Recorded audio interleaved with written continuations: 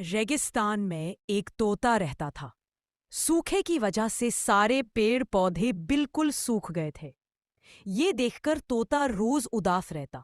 एक दिन उसने सोचा, कुछ करना होगा। वो दूर एक नदी तक उड़ा, छोटी सी बकेट भरकर पानी लाया। दिन ब दिन वो पेड़ों को पानी देता रहा।